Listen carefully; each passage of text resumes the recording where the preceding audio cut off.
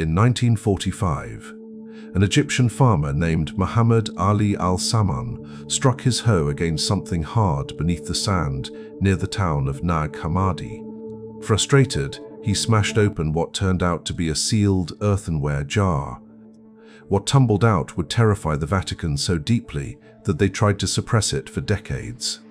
Inside that jar were 13 leather-bound books, ancient texts that the early Christian church had specifically ordered burned in 367 AD. These weren't just alternative gospels or minor theological disagreements. These manuscripts contained step-by-step instructions for breaking free from what ancient mystics called the Archons, non-human intelligences that have imprisoned humanity in a false reality and feed on human suffering like parasites. But here's what should keep you up at night. The church didn't want these texts destroyed because they were lies. They wanted them erased because they were true, and they revealed the one secret that would make organized religion completely obsolete. That secret: you don't need priests, you don't need churches, you don't need saviors, you never did. The power to free your soul has always been inside you, and for 2,000 years, the greatest cover-up in human history has been dedicated to making sure you never discover that fact. What you're about to learn in this video has gotten people killed. It's been banned, burned, and buried, but now it's been found, and once you understand it, you'll never see reality the same way again. Let me take you back to that moment in December 1945, Upper Egypt. Muhammad Ali al-Saman and his brothers were digging for fertilizer near a boulder on the Jabal al-Tarif mountain. When his hoe struck that jar, he was initially afraid to open it. Local superstition held that sealed jars might contain jinn malevolent spirits. But greed overcame fear. He was hoping for gold. Instead, he found 12 leather-bound books and parts of a 13th, wrapped in papyrus.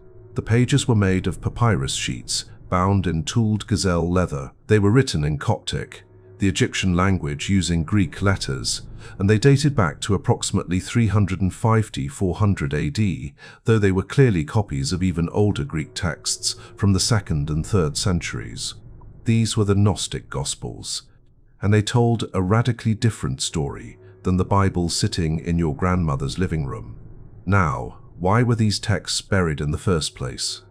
The answer takes us to Easter 367 AD. Archbishop Athanasius of Alexandria issues his annual Easter letter, a seemingly routine communication to churches under his authority. But this letter was different. In it, Athanasius lists exactly 27 books that are to be considered the acceptable New Testament.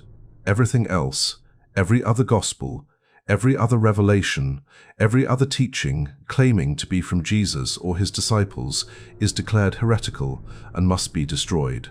This wasn't a suggestion. This was an order backed by the full power of the Roman Empire, which had recently made Christianity the state religion. Imagine you're a monk at the nearby monastery of St. Pachomius. You spent your life studying texts that help you understand the divine nature of reality. Now, armed soldiers are coming to burn those texts. What do? You bury them. You seal them in a jar, hide them in the cliffside, and you pray that someday someone will find them when the world is ready. That day came 1578 years later. When scholars finally got their hands on these texts and began translating them, they discovered something shocking. These weren't just alternative versions of Christian stories. They were exposing what the Gnostics believed to be the greatest conspiracy in cosmic history. According to these texts, humanity is living in a prison we cannot see. The physical universe, everything you can touch, taste, see, and measure, was not created by the true God. It was created by a blind, arrogant, parasitic entity called the Demiurge. His name in the texts is Yaldabaoth, and he's described as having the face of a lion and the body of a serpent. This false god is served by beings called the Archons, interdimensional parasites that feed on human emotion, particularly fear, suffering, and spiritual ignorance, and the material world. It's designed as a soul trap, keeping divine sparks, human consciousness, recycling through reincarnation again and again and again, never escaping, never remembering who they truly are. But here's the most dangerous part, the part that got these texts banned. They contain specific techniques to break free from this system. Real practices, real methods, real passwords to speak when your soul faces these entities after death. And the authorities, both ancient and modern, have worked for 2,000 years to keep you from learning them. The question you should be asking right now is, why? Why would the Church destroy knowledge about spiritual liberation? Why would they burn texts that claim to offer salvation? The answer is simple and terrifying. Because if you learn to free yourself, you don't need them anymore. No more tithes, no more obedience, no more control. The entire power structure collapses the moment you realize you're already divine. But before we get to those freedom techniques, you need to understand exactly what we're dealing with. You need to know who the Archons are, how they operate, and why they've been so successful at keeping humanity enslaved. So let's talk about what the ancient texts actually say. I'm pulling this from primary sources, the Apocryphon of John, the Hypostasis of the Archons, and On the Origin of the World. These aren't fringe documents. They're part of the Nag Hammadi library, and they've been authenticated and translated by mainstream scholars, even if those scholars don't quite know what to make of them. The Gnostic creation story is the inverse of what you learned in Sunday school. In the beginning, there is the monad, the absolute, the true God, the source of all consciousness. This God is so far beyond human comprehension that it cannot be described, cannot be named, cannot be contained in words. It simply is. From this source emanates divine principles called eons, living concepts like wisdom, truth, love, and consciousness itself. These eons exist in a realm called the pleroma, which means fullness. It's the totality of divine reality. One of these aeons is Sophia, which means wisdom. And Sophia, in her desire to know the unknowable, creates without her divine counterpart. This is the cosmic error. What she births is malformed, ignorant, and cut off from the divine light. This being is Yaldabaoth, the demiurge. Now pay attention to this next part, because it explains everything about the world you're living in. Yaldabaoth looks around and sees only void and matter. He doesn't perceive the pleroma above him. He doesn't realize he's a flawed creation. And in his ignorance, he declares, "I am God, and there is no other God beside me." That's a direct quote from the Old Testament. The Gnostics are telling you that the jealous, wrathful, genocidal God of the Hebrew Bible is not the true God. He's the demiurge. He's the warden of the prison. And to help him maintain control, Yaldabaoth creates the 7 Archons. These beings are given specific names and functions in the texts. Athoth rules over reincarnation and the recycling of souls. He's the one who makes sure you come back, lifetime after lifetime. Harmas creates envy, jealousy, and emotional suffering. He feeds on your pain when you compare yourself to others. Kalila Umbri is the lord of false light. He generates fake spiritual experiences, deceptive visions, and counterfeit enlightenment. He's why so many people think they're awakening when they're actually going deeper into the trap. Yabel controls material desire and addiction. Every craving, every "I need this to be happy," every consumer impulse, that's his domain. Adonio is the lord of time and the fear of death. He's why you feel like you're running out of time, why mortality terrifies you, why you'll do anything to torture your physical existence. Cain generates violence, competition, and the predatory mindset. He's the energy behind war, domination, and the idea that someone must lose for you to win. Abel creates false righteousness and religious dogma. He's the voice that says, you're sinful, you're unworthy, you need to obey, you need to submit to external authority. Now, these beings don't exist in physical form, like you and I understand it. They operate at the level of thought, emotion, and frequency. The ancient texts describe them as having animal and demonic faces: lions, serpents, bulls, dragons. Modern interpreters suggest these might be what Carl Jung would call archetypes, or what occultists call egregores, thought forms, created by collective human consciousness that have become autonomous entities. But here's where it gets really disturbing. These Archons need to feed, and what do they feed on? Human, emotional energy, particularly the low-frequency stuff: fear, anxiety, suffering, rage, shame, guilt, despair. The technical term some modern researchers use is louche. Robert Monroe, the out-of-body experience pioneer, coined this term after his astral travels led him to observe what he called the human farm, a system in which human emotional energy is harvested by non-physical entities. Look around at the world. Look at the systems we live in. Look at what generates the most energy output from human beings: war, terrorism, economic collapse, disease, famine, political division, religious hatred, racial conflict, sexual shame, the fear of death, the fear of punishment, the fear of not being enough. Every major institution on this planet seems designed to maximize human suffering and minimize human awakening. Is that an accident, or is that the farm operating exactly as intended? The Gnostic answer is clear. This world is a louche farm, and the Archons are the farmers. But it gets worse, because the system isn't just about feeding during your life. The real control mechanism activates when you die.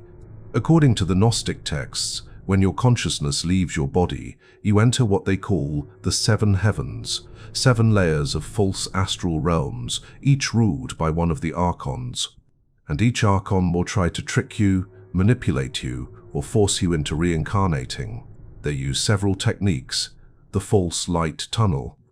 You've heard about this from near-death experiences, right? The peaceful tunnel, the loving light, deceased relatives welcoming you. The Gnostics say, be careful. That might be Kalila Oumbri, the Lord of False Light, luring you back into the reincarnation trap. The karmic debt deception.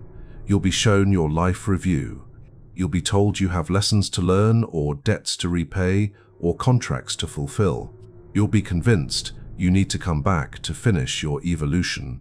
This is Athoth's specialty, making recycling seem like spiritual progress. In Greek mythology, it's the river Lethe, the river of forgetfulness. Souls drink from it and forget their divine origin. The Gnostics describe the same mechanism. Before you reincarnate, your memory is wiped. You forget you're a divine being. You forget you've done this thousands of times before. You start over, ignorant, in an infant body, ready to be programmed all over again. Now, I know some of you are thinking, this sounds like science fiction. This sounds like The Matrix. Yes, it does, and that's not an accident. The Wachowskis, who created The Matrix, have confirmed they were heavily influenced by Gnostic philosophy. The Matrix is a modern retelling of the Gnostic narrative. Neo is you. The Matrix is the demiurge's false reality. The agents are Archons. Morpheus is the Gnostic teacher offering you the red pill gnosis, direct knowledge of the truth. But here's the thing, The Matrix was released in 1999 as fiction. And because it was fiction, when people encounter actual Gnostic teaching, they dismiss it as, oh, that's just like The Matrix. This is a phenomenon called predictive programming.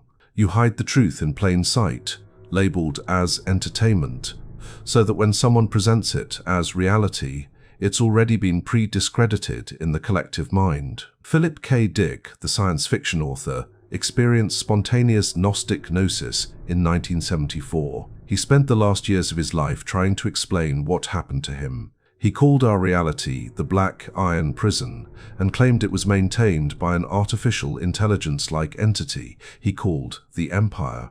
He said, we're living in ancient Rome, and we don't realize it because the oppression system has perfected its camouflage. Dick wasn't writing science fiction. He was trying to tell you the truth in the only way the system would allow, by calling it fiction. John Lash, a scholar of Gnostic texts, spent decades analyzing these manuscripts.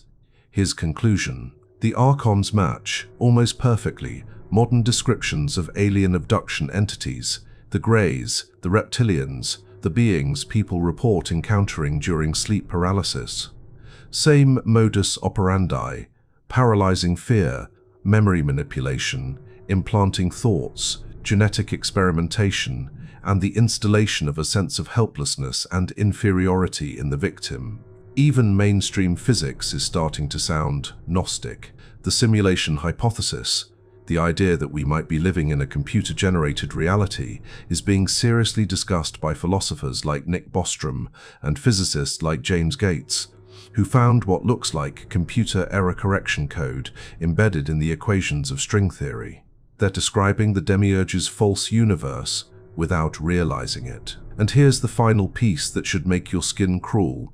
Native American traditions describe something called the Wetico, a mind virus, a psychic parasite that infects human consciousness and causes people to cannibalize each other, emotionally and physically. Paul Levy, who wrote Dispelling Wetico, describes this entity in almost identical terms to the Gnostic Archons.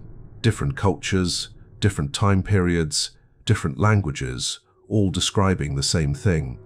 So the question becomes, if this control system is real, if it's embedded in everything from our religious texts to our DNA to our calendar system, how do we even begin to fight it? The answer is in what the Church tried hardest to destroy. Before we get to the freedom techniques, you need to understand just how deep the Archonic system goes, because it's not just invisible entities floating around in the astral realm. It's encoded into the very fabric of the reality you think is normal. Let's start with religion. The God of the Old Testament. Let's actually look at his behavior. He's jealous, he's wrathful, he demands blood sacrifice. He commits genocide by flood and calls it justice. He confuses human languages at the Tower of Babel because he's threatened by human unity and advancement. He says, "You shall have no other gods before me," which is a tacit admission that other gods exist, and he's competing with them for worship. This is not the behavior of an infinite, omnipotent, loving creator. This is the behavior of an insecure tyrant who demands obedience and punishes independence. The Gnostics say that's because he's not the true God. That's Yaldabaoth. And every drop of blood spilled on an altar, every prayer of submission, every moment of fear-based worship feeds him. Now let's talk about the serpent in Eden. In the mainstream reading, the serpent is Satan, the evil tempter. But read it again through Gnostic eyes. The serpent offers knowledge. The serpent tells Eve that eating from the tree of knowledge will make her like God, knowing good and evil. And what happens when she eats? Her eyes are opened, she becomes aware, she gains gnosis. And Yaldabaoth's response? Panic. He exiles them from the garden, he curses them. He makes sure humanity will be born into suffering, forced to toil, disconnected from direct spiritual knowledge. The Gnostics say the serpent wasn't the villain. The serpent was Sophia, or Christ consciousness, trying to liberate humanity from the demiurge's prison. And the punishment for seeking knowledge. That's the Archonic response to the threat of human awakening. Jesus, in the Gnostic texts, doesn't come to die for your sins. He comes to teach you how to escape. In the Gospel of Thomas, which was found at Nag Hammadi, Jesus says, "The kingdom of heaven is inside you and outside you. When you come to know yourselves, then you will be known, and you will realize that you are sons of the living Father." He's not establishing a new religion. He's giving you the cheat code to escape the matrix. But the Church couldn't allow that. So they killed the Gnostics, burned their texts, and replaced the message with, "You're born sinful, you need our rituals to save you, obey the priests, fear hell, and wait for external salvation." Perfect, control, system. Now let's talk reincarnation. In the West, we're taught you get one life and then eternal heaven or hell. But older traditions, Buddhism, Hinduism, Even early Christianity, before the Council of Nicaea, all taught reincarnation, the wheel of samsara in Buddhism, the cycle of birth, death, and rebirth. And the goal? Not to get a better reincarnation. The goal is to escape the wheel entirely. That's nirvana. That's moksha, liberation from the cycle. The Buddha said all life is suffering. Why? Because we're trapped in the demiurge's creation. Every lifetime, more trauma, more amnesia, more food for the Archons. The Tibetan Book of the Dead describes the bardo, the intermediate state after death. It warns of terrifying, wrathful deities and beautiful, peaceful ones. And the teaching is clear: both are illusions. Both are trying to trick you into choosing your next reincarnation. The instruction: don't engage. Move toward the clear light. Escape the 6 realms. Even Plato, in the myth of describes souls being brought before a council to choose their next lives. But before they reincarnate, they're forced to drink from the river of unmindfulness. Those who drink forget their divine origin. They enter their new bodies blank, ready to be programmed again. Exactly what the Gnostics describe. Modern near-death experience research is starting to confirm this. Some NDEs report being told they have to go back. Others describe a council of beings deciding what their next life will be. Some report feeling coerced, not given a real choice. Doctorial choice. Pamela Heath and others have noted that the NDE tunnel of light is remarkably similar to the Gnostic description of the archonic barrier between this world and the astral realms. What if that tunnel isn't the path to God? What if it's the path back to the farm? Now let's talk about symbols that are hiding in plain sight. The cube, you see it everywhere.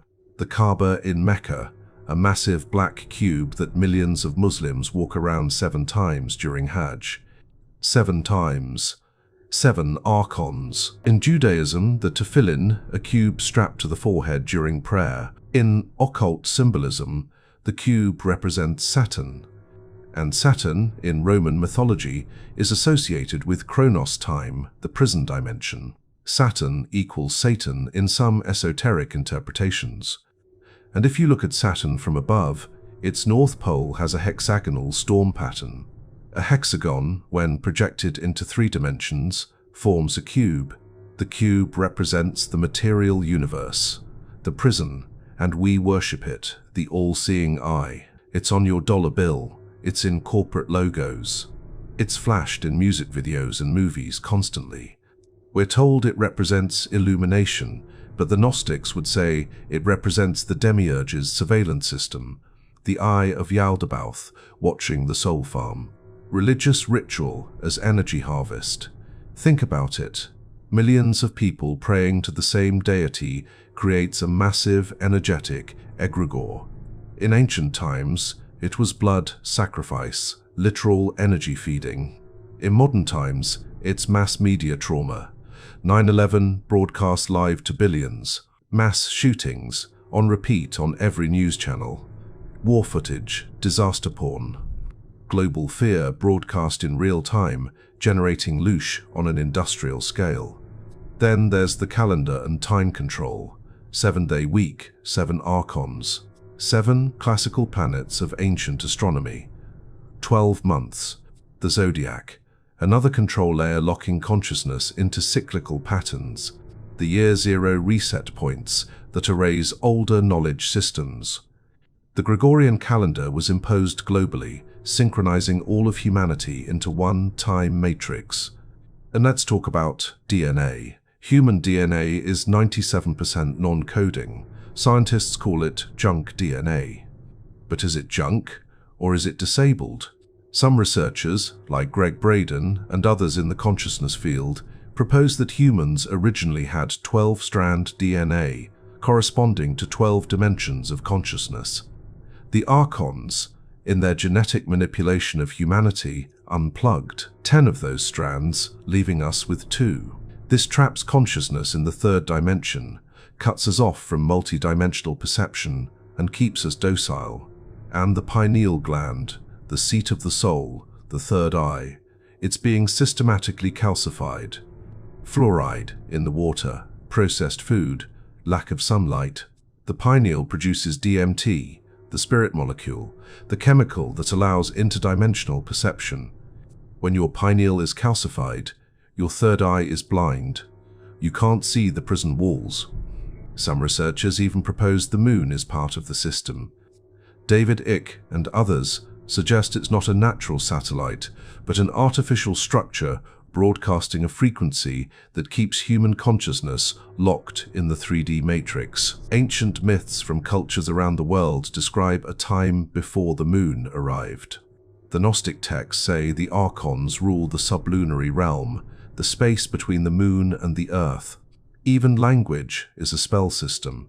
Spelling equals casting spells. Grammar comes from grimoire, a book of magic. Cursive writing. Words shape thought, and thought shapes reality. This is why every totalitarian system controls language first. By controlling definitions, you control thought. By controlling thought, you control perceived reality. So if the system is this deep, this all-encompassing, this embedded in biology, culture, religion, and even physics, what hope do we have? The answer is the one thing the Archons cannot touch, cannot control, and cannot survive contact with: Gnosis. Direct knowledge of the divine, and the Gnostics left us the manual: Gnosis.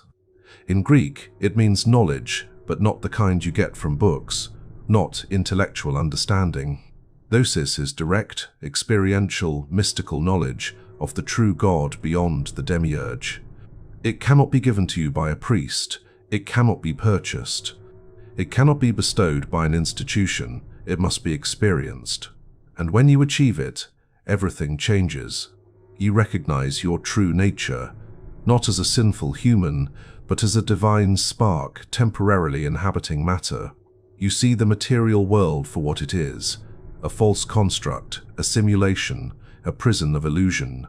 And you see the Archons for what they are: powerless phantoms that exist only through your consent. This is why it was banned. This is why they killed the Gnostics. Because Gnosis makes all religious authority obsolete. When you have direct access to the divine, you don't need the middlemen. And when you don't need the middlemen, they lose their power, their wealth, and their control. So let's talk about the actual techniques.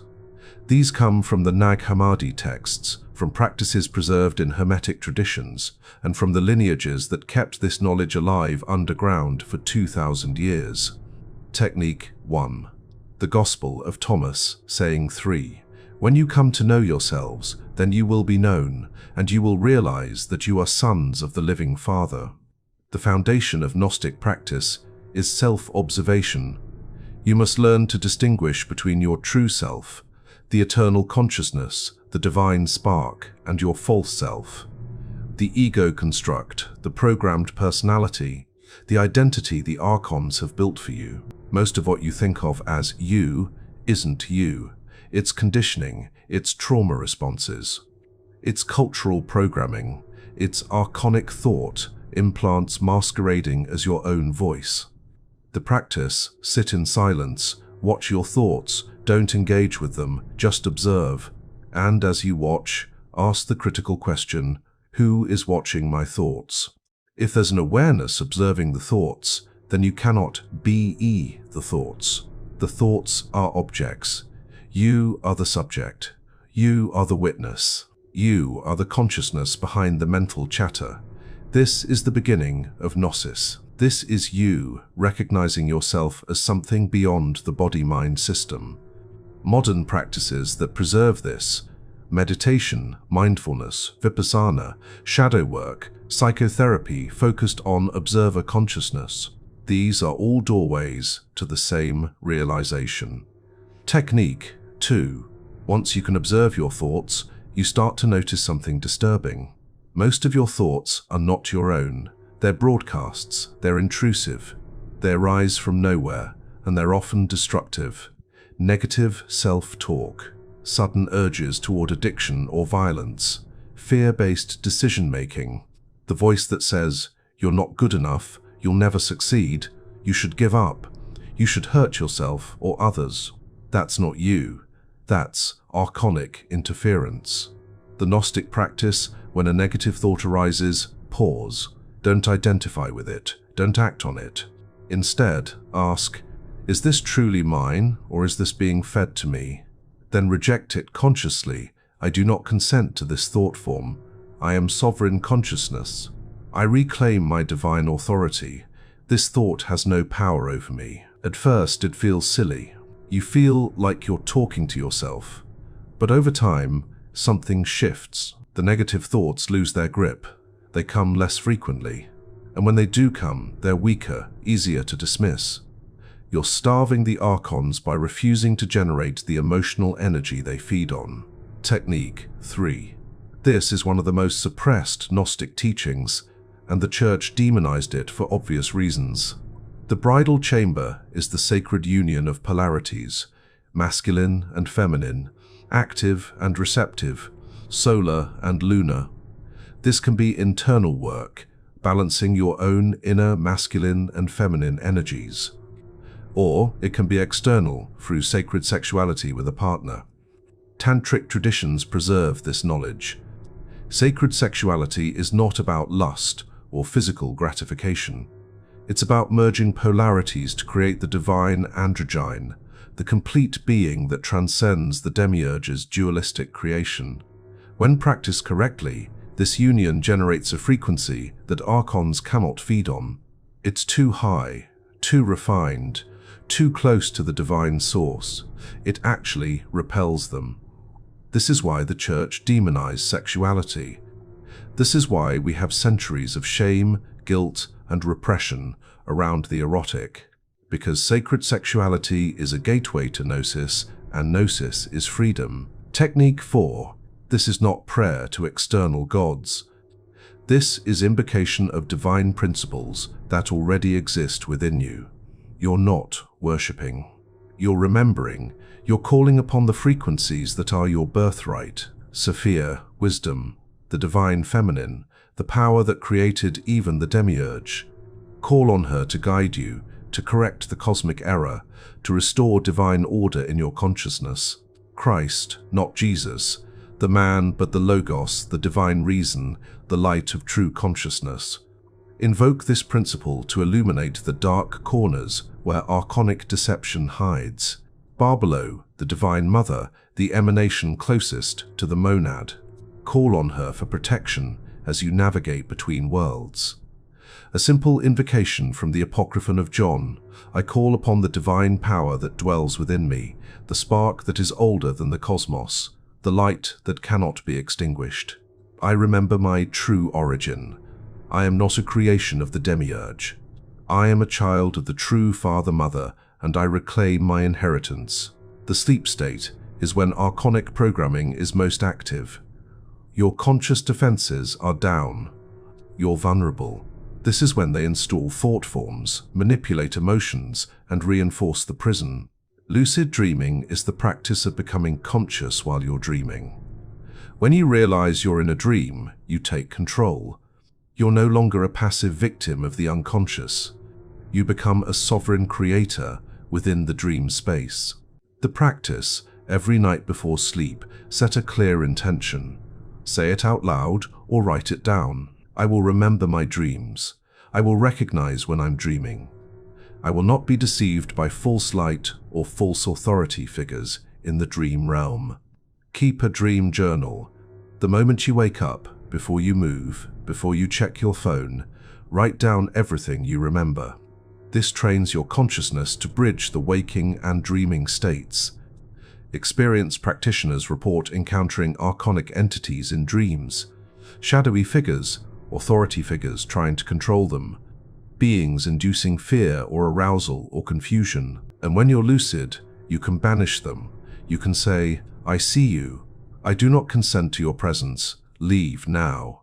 And they do, because they have no power over sovereign consciousness. Technique 6. The Archons feed through the lower chakras: survival, sexuality, power. They need you identified with the physical body because the body is their anchor point. The body is how they keep you locked in the material realm. Fasting temporarily disconnects consciousness from body identification. When you fast, the constant noise of hunger, digestion, and physical maintenance quiets down. And in that silence, gnosis can enter. Water fasting, juice cleansing, intermittent fasting. These create temporary cracks in the matrix where higher consciousness can slip through. Plant medicine ceremonies. Ayahuasca, psilocybin, DMT do the same thing but more dramatically. They dissolve the boundaries between dimensions. They show you that the physical world is just one narrow frequency band in an infinite spectrum. This is why indigenous shamanic traditions were systematically destroyed by colonizers. These traditions preserve direct access to spiritual realms, unmediated by priests or institutions. They had to be eradicated because they were doorways to gnosis. Technique 7. In ancient magic, knowing a spirit's true name gives you power over it. The Gnostic texts meticulously name each Archon, describe their appearance, detail their function. This wasn't academic. This was spiritual warfare. When you're experiencing archonic interference, addiction, depression, destructive relationship patterns, intrusive thoughts, self-sabotage, name it. Call it out. Say, I see you, Yabul, Lord of Material Craving. You are the voice that tells me I need one more drink, one more purchase, one more sexual conquest to be happy. But I am not this desire. I am eternal consciousness, witnessing a temporary impulse. You have no power here. Or, I see you, Hamas, creator of envy and comparison. You are the voice that shows me others' success and tells me I'm failing. But I am not in competition. I am a unique expression of the divine, and my path is my own. You have no authority over me. This practice dismantles their invisibility cloak. Once you can see them, once you can name them, they lose their power. Technique. The most critical moment in your existence is death. This is when you face the Archons directly. This is when the soul trap is most active. This is when most souls are recycled back into the reincarnation system. The Gnostic preparation for death is a practice you begin now, so that when the moment comes, you're ready. Memorize this. When you die, do not automatically go into the light. Pause. Assess. Remember your training. If beings appear claiming to be deceased loved ones or spiritual authorities, test them. Ask, do you serve the true God beyond the demiurge, or do you serve the Archons? Their response will reveal their nature. If they pressure you, if they make you feel guilty, if they tell you that you have debts or contracts or karmic obligations, refuse. Say clearly, I do not consent to recycling. I do not accept the authority of the Archons. I am a sovereign divine being, and I choose liberation. The texts provide specific prayers and passwords to bypass each of the 7 archonic realms. These are like cheat codes in a video game. When you speak them, the Archons must let you pass. One example from the Apocryphon of John, spoken when facing the Archons: I am a child of the true Father and the true Mother. I know my origin, and I know my destiny. You have no claim on me. I pass through your realm untouched, returning to the pleroma from which I came. Then visualize yourself moving upward through each of the 7 false heavens, not stopping, not engaging, heading toward the 8th heaven, the Ogdoad, where the boundary of the demiurge's creation ends and true divine reality begins. The Gnostic promise is this: those who achieve gnosis cannot be held by the Archons. They escape the reincarnation cycle permanently. They return to the pleroma, the fullness of divine reality, and they never have to come back, unless they choose to, as teachers, as liberators, as bodhisattvas who voluntarily return to help others escape. But that's a choice made from freedom, not from compulsion. So here's the question that should be burning in your mind right now. If this knowledge has existed for 2,000 years, if it was preserved and rediscovered in 1945, why hasn't it freed humanity yet? Why do the Archons still seem to be winning? The answer reveals the final phase of the agenda and why this moment, right now, might be humanity's last chance to break free before the prison becomes permanent. The Vatican's secret archives, recently rebranded as the Vatican Apostolic Archives, as if changing the name makes them less secret, contain approximately 53 miles of shelving. That's miles, not feet. 53 miles of documents, texts, letters, and manuscripts that would shake the foundations of Christianity if released. That's not my claim. That's what Vatican insiders have said. When the Nag Hammadi texts were discovered in 1945, it took nearly 30 years before they were fully translated and published to the public. 30 years. And even then, the translations were done by scholars who were largely sympathetic to Orthodox Christianity. Certain passages were downplayed, certain interpretations were avoided, and the texts were presented as interesting historical curiosities rather than as viable spiritual technologies. Academic institutions marginalized Gnostic studies. Professors who focused too heavily on these texts found their tenure applications denied. Funding went to research that supported orthodox narratives. The message was clear: you can study this stuff, but don't take it too seriously. Don't suggest it might actually be true.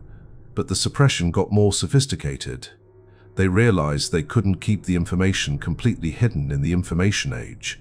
So they changed tactics. They put it in movies. They put it in TV shows. They wrapped it in entertainment: The Matrix, Dark City, The Truman Show, Westworld, Black Mirror. They Live, Total Recall, Inception. All of these contain core Gnostic concepts: false reality, parasitic controllers, memory manipulation, the possibility of awakening, the hero's journey out of the prison.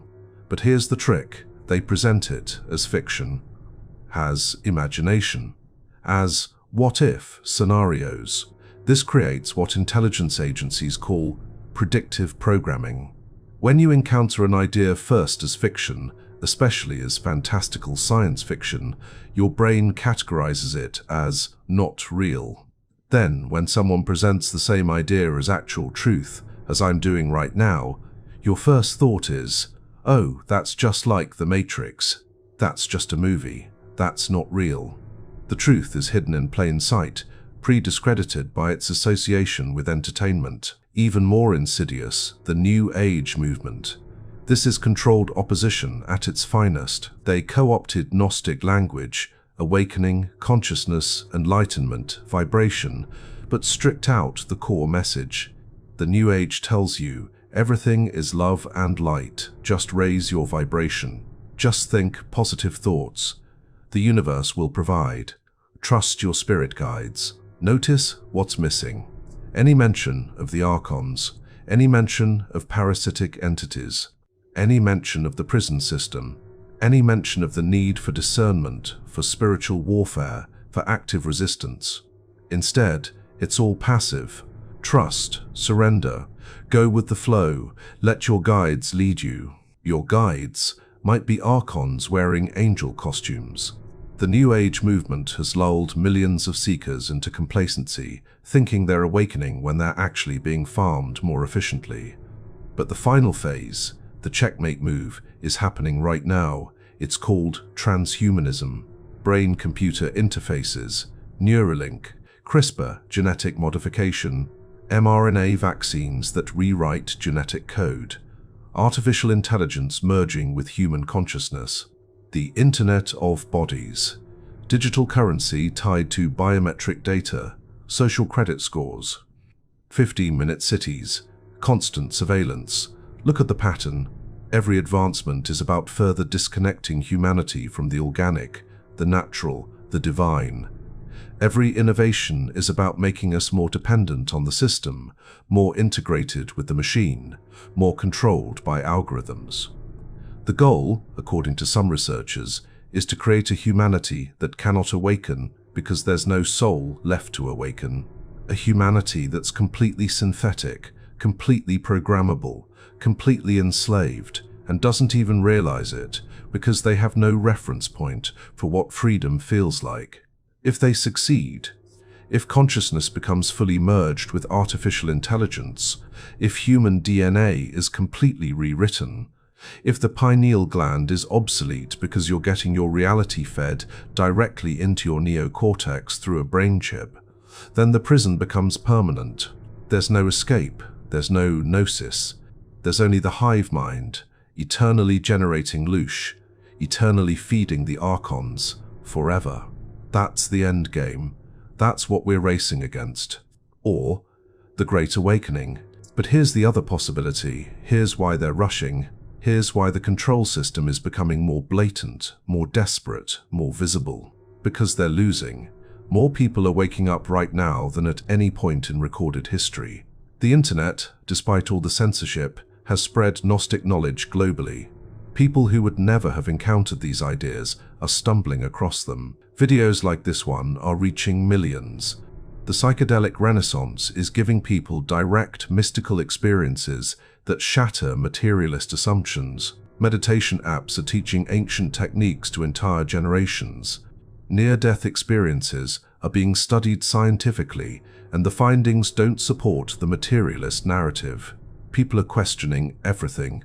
They're questioning government. They're questioning medicine. They're questioning religion. They're questioning the nature of reality itself. And every time the system tightens its grip, every time there's a new pandemic, a new war, a new crisis, a new restriction, more people wake up. Because the desperation is showing. The mask is slipping. The Archons are like a parasite that's been exposed. They're thrashing. They're trying to lock down the prison before too many inmates escape. But there's a principle in occult philosophy. The more energy you put into suppressing something, the more powerful it becomes when it breaks through. This is called the equal and opposite reaction of consciousness. Every book they burned created 10 more seekers looking for what was forbidden. Every Gnostic they killed inspired 100 more to preserve the teachings. Every text they tried to erase is now available as a PDF, downloadable anywhere in the world. They can't contain it anymore. Your choice. This is personal. So now we come to you. You watching this video right now. This isn't theoretical anymore. This isn't ancient history or fringe philosophy. This is your life. This is your consciousness. This is your soul we're talking about. You now have knowledge that people died to preserve. You know about the Archons. You know about the soul trap. You know about the techniques to break free. The question is, what are you going to do with this information? You have 3 options. Option 1, dismiss it. Close this video, go back to sleep. Tell yourself, it's just entertainment, just conspiracy theory, just interesting but ultimately meaningless speculation. Go back to the comfortable lie. The Archons would love that. It's the safest option. It's the easiest option. Option 2, believe it intellectually, but change nothing. Add this to your collection of interesting ideas. Talk about it at parties. Post about it on social media. Feel special for knowing secret knowledge, but don't actually practice any of the techniques. Don't actually do the work. This is spiritual materialism, and it's just another trap. You're still generating loosh, just a different flavor of it. Option 3, take it seriously. Start practicing. Every single day, begin the process of deprogramming yourself from the archonic system. This is the path. This is the work. The daily liberation practice.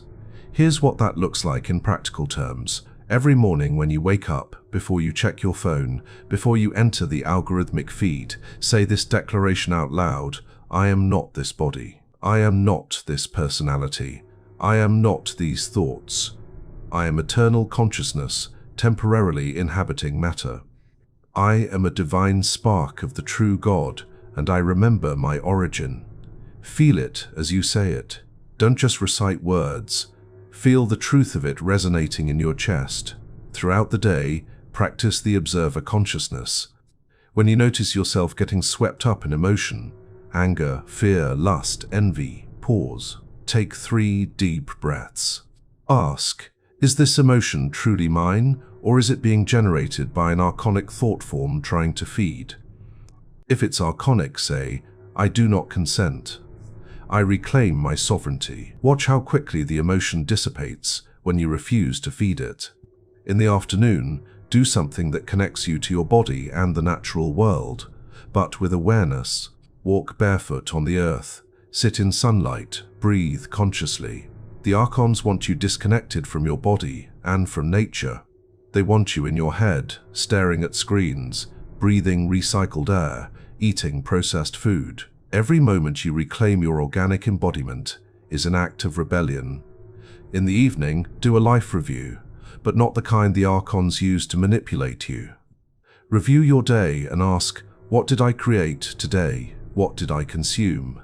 Did I generate more fear and suffering, or more love and awareness? No judgment, no guilt, just honest observation. Guilt is an archonic control mechanism. Awareness is the path to freedom. Before sleep, set your intention for the dream state. I will be conscious in my dreams. I will recognize deception. I will not be manipulated by false light or false authority. I am sovereign even in sleep.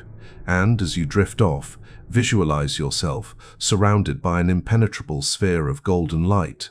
Not the false light of the Archons, but the true light of divine consciousness. Nothing can enter this sphere without your explicit consent. Once a week, practice fasting or detoxification. Skip a meal, do a juice cleanse. Take a break from alcohol, caffeine, sugar, processed food. Starve the body's addictions and watch how much of your personality is just chemical dependence. Once a month, spend time in complete silence and solitude. No phone, no internet, no people, no entertainment. Just you and your consciousness. This is terrifying for most people because they've never actually met themselves. They've only met the programmed personality, but this is where Gnosis happens. This is where you encounter your true self. Study the texts, read the Nag Hammadi library, read the Apocryphon of John, the Gospel of Thomas, the Hypostasis of the Archons. Read them with an open heart, not looking for historical accuracy, but looking for resonance. What speaks to your soul? What makes something inside you say, yes, I remember this? Connect with others on the path, but carefully. The Gnostic community is infiltrated by false teachers, by New Age charlatans, by people who want to monetize your awakening. Trust your discernment. If someone is trying to become an authority over you, they're not teaching Gnosis. Gnosis only recognizes one authority, the divine spark within you. Practice the death rehearsal. Once a month, lie down in a dark room and visualize your death. Imagine your consciousness leaving your body. Imagine encountering beings of light who tell you that you have to go back, you have unfinished business, you owe karmic debts. And practice refusing. Practice saying, I do not consent, I am sovereign, I choose liberation. Rehearse it now, so when the real moment comes, you're ready. Here's what the Gnostics knew, and what the Archons don't want you to realize. They've already lost. The prison only works if you believe in it. The Archons only have power if you give it to them. The reincarnation trap only catches souls who don't know there's a trap. You are reading this because your soul chose to wake up in this lifetime. You are reading this because somewhere deep inside you remember. You remember the pleroma. You remember your true nature. You remember that you are divine and that memory cannot be erased. It can be suppressed. It can be hidden. It can be buried under layers of programming and trauma and cultural conditioning. But it cannot be destroyed. The spark is eternal. The spark is indestructible. The spark is you. The moment you achieve Gnosis, the moment you have direct experiential knowledge of your divine nature, the walls of the prison become transparent. You see them for what they are, illusions, projections, holograms. And when you see them clearly, you can walk through them. This is what the Archons fear most. Not that you'll fight them, not that you'll overthrow them, but that you'll simply stop believing in their power. that you'll stop generating the fear and suffering they feed on, that you'll wake up, remember who you are, and walk away. And when enough souls do that, when critical mass is reached, the entire system collapses, because it was always sustained by our collective agreement to participate. That Egyptian farmer in 1945, Muhammad Ali al-Saman, never knew what he'd unleashed when he smashed open that jar. He thought he'd found some old books. Maybe he could sell them. Maybe they'd be worth something. What he actually discovered was a 2,000-year-old instruction manual for prison break, from a prison most people don't even know they're in. The Archons have spent 2 millennia trying to erase this knowledge. The church burned the texts. The empire killed the teachers. The modern system has buried it under entertainment, disinformation, and distraction. But truth is like water. It finds a way, it seeps through cracks, it flows around obstacles. It cannot be permanently contained, and now it's in your hands. Now you have to make a choice. Will you stay asleep in the comfortable lie? Will you go back to the farm, lower your head, and pretend you never saw the prison walls? Or will you wake up to the uncomfortable truth that you've always been divine, you've always been free, and the only chains that bind you are the ones you forgot you could remove? The techniques are in this video. The knowledge is in the texts. The power is already inside you. The Archons are terrified right now because you're watching this, because you're questioning, because the spell is breaking. And once it breaks in you, you become a crack in their prison wall. You become a light in the darkness. You become a doorway through which others can escape. This is the great work. This is the path of Gnosis. This is the way home. The choice, as it always has been, is yours. But choose quickly, because the window is closing. The transhumanist agenda is accelerating. The control grid is tightening. They know they're losing, and they're making their final move. Will you be ready? Will you remember? Will you be free? I'll leave you with one final quote from the Gospel of Thomas, saying 70, "If you bring forth what is within you, what you bring forth will save you. If you do not bring forth what is within you, what you do not bring forth will destroy you." The divine spark is within you right now. It's been there all along, waiting, remembering, ready to ignite. Bring it forth and be free. If this video resonated with you, if something inside you recognized the truth of what was shared here, then share it. Not because I need views or subscribers, but because there are millions of souls out there right now, desperately searching for this information, and the algorithm is designed to hide it from them. Be the crack in the wall. Be the light in the darkness. The links to all the primary source texts, the Nag Hammadi library, the Gnostic Gospels, the scholarly research, are in the description below. Read them yourself. Don't take my word for it. Don't take anyone's word for it. Gnosis is direct knowledge. You have to experience it yourself. And when you do, when you finally remember who you are, nothing will ever be the same. The prison break begins now. Welcome home.